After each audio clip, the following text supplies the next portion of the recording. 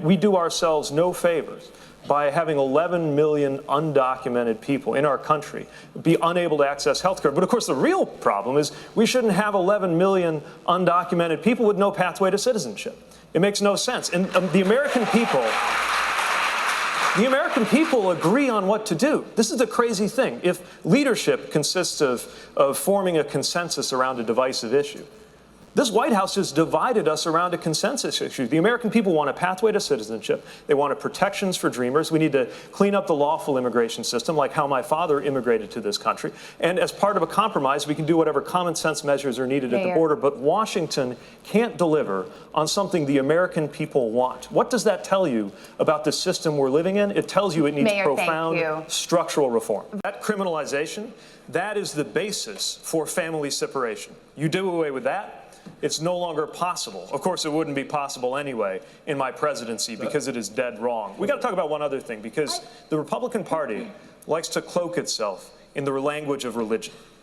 Now, our party doesn't talk about that as much, largely for a very good reason, which was we are committed to the separation of church and state, and we stand for people of any religion and people of no religion. But we should call out hypocrisy when we see it. And for a party that associates itself with Christianity, to say that it is okay to suggest that God would smile on the division of families at the hands of federal agents, that God would condone putting children in cages, has lost all claim to ever use religious language again. Vice President, I will immediately, by executive action, reinstate DACA status and DACA protection to those young people.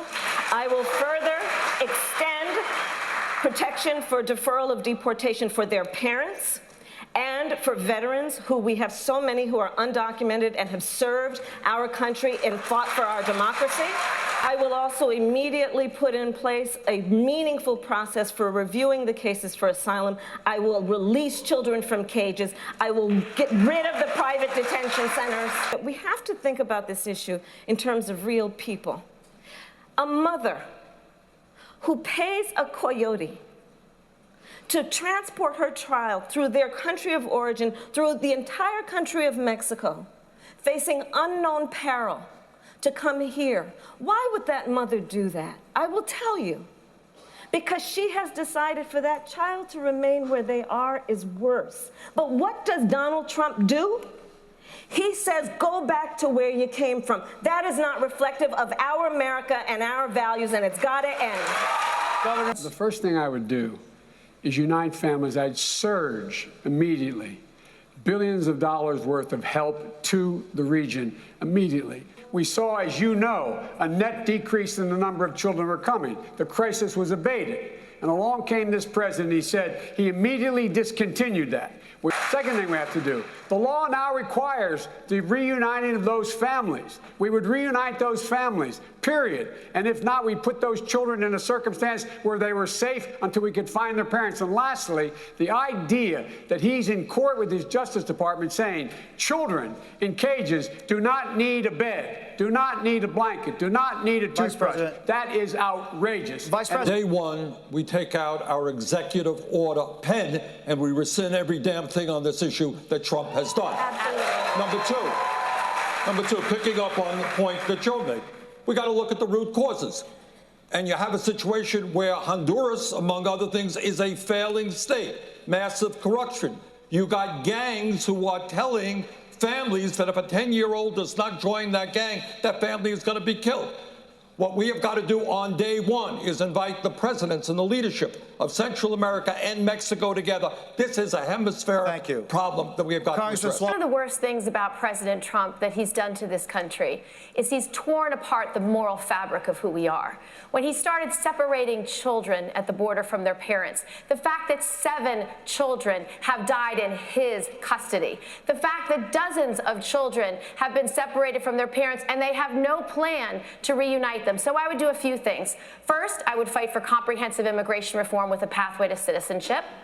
Second, I would reform how we treat asylum seekers at the border. I would have a community-based treatment center where you're doing it within the communities, where asylum seekers are given lawyers, where there's real immigration judges, not employees of the Attorney General, but appointed for life, and have a community-based system. I would fund border security, but the worst thing President Trump has done is he's diverted the funds away from cross-border terrorism, cross-border human trafficking, drug trafficking, and gun trafficking, and he's given that money to the for-profit prisons. I would not be spending money in for-profit prisons to lock up children and asylum seekers. When I see these kids at the border, I see my mom because I know she sees herself, because she was separated from her parents for years during the Holocaust in Poland.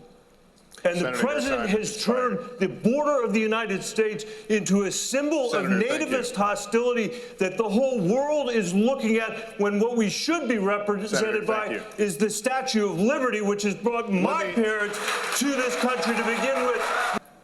This country would sanction federal agents to take children from the arms of their parents, put them in cages, actually put them up for adoption.